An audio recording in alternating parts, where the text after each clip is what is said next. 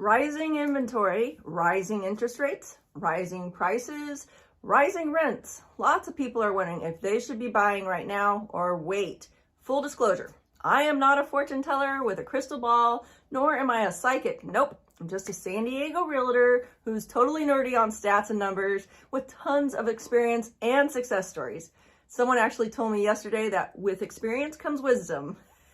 Anyways, in this video, we're talking about market conditions for buyers this spring and summer of 2022, and most importantly, if you should be buying right now. Hey, welcome back. My name is Lynnor Anderson. I am one half of a father and daughter realtor team right here in San Diego. If you have questions or need help, be sure to reach out to us. We're here to help guide you through one of the biggest financial decisions of your life. And we're actually here to help make this whole process smooth, as stress-free as possible, and hopefully even fun for you. Hey, in the past videos, I've been touching on how brutal things have been for buyers these past few years, but there is a silver lining for well-qualified buyers. Rising rates and prices are weeding out buyers with high income to debt ratios, and these buyers are stretched too thin to afford San Diego's current market. So if you are well-qualified, and we will be diving into what that means in a bit, then yes, good news, there is a silver lining. For one, you may see less competition in the coming months. Instead of seeing 20 to 30 offers on a property, hey, maybe there's only 10 or fewer. See, with less competition and more inventory, things change. As more properties come to the market, you may not have to give up all of your stuff in the offer process. You might be okay to keep your contingencies in your offer and your firstborn child. And we see more properties hitting the market. So there's gonna be more options. At least that has been the tradition. In fact, as of today, there are around 1,440 single family homes on the market, which is up 208 homes from last week. And there's 611 condos or townhomes, which is up 24 properties from last week. Inventory is starting to creep up as we enter into April. I stay in contact with agents all across the nation, even as far away as Ontario, Canada. I was talking with Dan up in Ontario yesterday, and he tells me in January and February, the market was insane with low inventory, multiple offers, and buyers were going in way over asking price. It's leveled off now in March, and he's seeing houses with fewer offers on offer night, some with no offers at all, and some are sitting on the market. Closer to home, Kathy, an agent I talked to that's up in Brentwood, one of the most exclusive neighborhoods in LA, told me she's already seeing a lot of price reductions and some homes are being withdrawn from the market. Well, down here in San Diego, I have heard of that happening, but it's a rare occasion, usually on a higher end property. Homes that are $2 million or above, like I said, it's rare. It happens when we have overzealous sellers pricing their property way too high to start with. In fact, Lyle and I just had one of those market condition talks with one of our buyer clients, explaining that we need to be more aggressive and view anything in person that comes on the market right away. Every property in their price range and search criteria is gonna have multiple offers. Hey, it turns out they're not the only people out there that want that type of property to buy. So they need to plan on writing offers 10 to 15% above, or maybe even 20% over list price to even be in the running for properties that they like the best.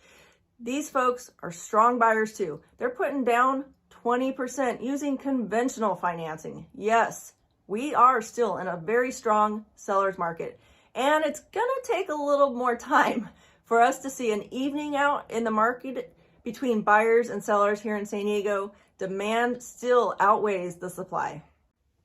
Okay, this is going to date me a little bit, but I want to illustrate a point. Maybe you did not live here in the late 90s, or maybe you did and you remember there was a ton of foreclosures. It was a total buyer's market back then. You could actually come in under asking price and even ask for closing cost assistance, and you had a good shot at the seller saying yes. Well, my dad held a monthly foreclosure and buyer seminar back then, and as his assistant, it was my job to compile a list of foreclosure properties that we would hand out at the event. In the heyday, there were well over 200 foreclosures each month back in San Diego at that time. I know, it totally seems hard to believe with where we're at right now. There were VA, FHA, Freddie Mac, Fannie Mae, and even local bank-owned foreclosures. Back in those days, buyers had their pick of properties. Now, who knows if a market like that is ever going to come back, but I want you to take away that our real estate market, just like any other market, has cycles. I actually had someone recently tell me that home prices only go up. I don't know if he was aware of what happened back in the late 90s. Here's a chart I screen captured from another YouTuber that I follow. I wanted to share it with you.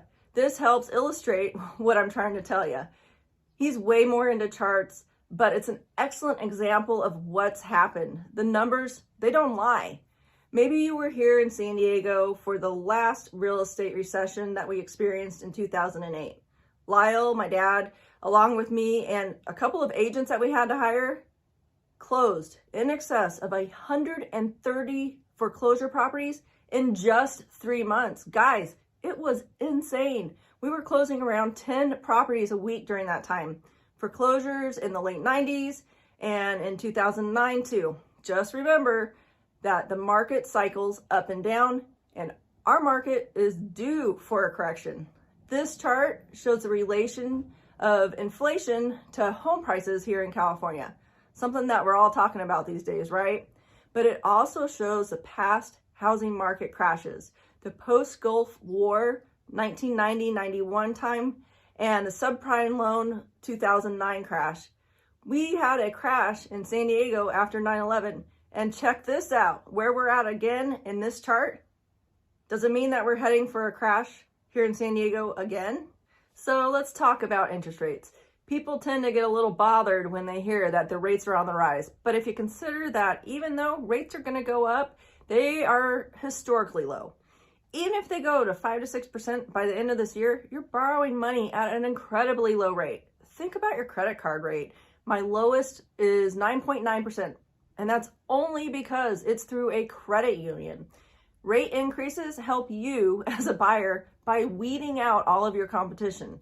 There are buyers that are barely squeaking by to meet the lender's thresholds that will be pushed out of this market, along with some others that are not invested enough in their own future to realize the value of owning property in San Diego over the long haul.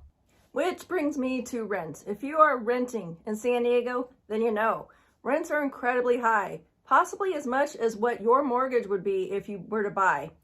There was a rent control act that was passed a few years back, and it was meant to curb rising rents and protect tenants. It actually backfired. Last year, landlords could legally raise their rents about 9%. I don't know many who did raise them that high, but many apartment complexes took advantage of this. If you're renting, what is your rent? Did it go up recently? Remember, I mentioned being well qualified. So what is well qualified for a buyer these days? Hey, it isn't just about qualifying for the loan. Understanding this market is cyclical. You've got to ask yourself, is it really in your family's best interest to buy now? That's a personal question that I cannot answer for you, but I can certainly tell you about the people who we've been helping buy properties these past few months and why they're buying, along with the types of buyers that we're seeing purchasing our sellers' properties. Maybe you can relate. See, most of the buyers that we've helped are coming from out of the area, places where property values are higher than what we are experiencing here in San Diego. It is all perspective. To them, San Diego is desirable and affordable. Hey, when you're selling a downtown New York condo that's less than 1,000 square feet that you've been renting out for $700,000, and you're able to do a 1031 exchange to buy 2 homes on 1 lot in North Park for $1.2 million, you'd agree prices are more affordable. The family that we helped was able to increase their monthly cash flow position. They also doubled the number of units that they owned, and the other benefit was that they were able to restart their depreciation schedule. Probably the biggest plus for them, they can keep a better eye on their investment property since it's less than 30 minutes away and not on the other side of the country. We've recently helped a doctor and his wife buy their first home in Oceanside. They were priced out of their market where they currently live up in San Jose. They got a 4-bedroom home with a 2-car garage in a beautiful neighborhood for under $750,000. And when we asked them what that same type of property would cost where they lived, they said $1,750,000. Yes, perception is key. We are getting ready to help another first-time homebuyer, also looking in Oceanside, an amazing gal who's in her mid-50s. She could buy anywhere in the United States that she would want. She was considering Florida, but she decided Oceanside was well matched for all of her wants and needs. Although the prices have increased along with rates, she knows she's buying her forever home. She's buying in her comfort zone, she's not stretching her budget, and she gets what the market conditions are at. She's comfortable and she's confident with what she's buying. So if you are buying for the right reasons for your family with a full understanding of market conditions, go for it. If you can afford it and plan on buying for a long-term hold, you understand that you are investing in your family's future, creating a stable payment for your own place and not paying your landlord's mortgage. If San Diego holds that special spot in your heart, give us a call, an email, or a text.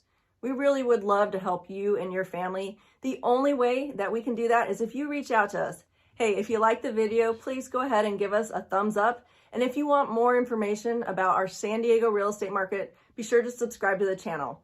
Be sure to check out that video right there we did about how to get your offer accepted in San Diego. And I'm thinking that you're going to enjoy the neighborhood tour series that we're working on. We're always adding new zip codes and different cities to it. Have a wonderful day, and I'll see you on the next video.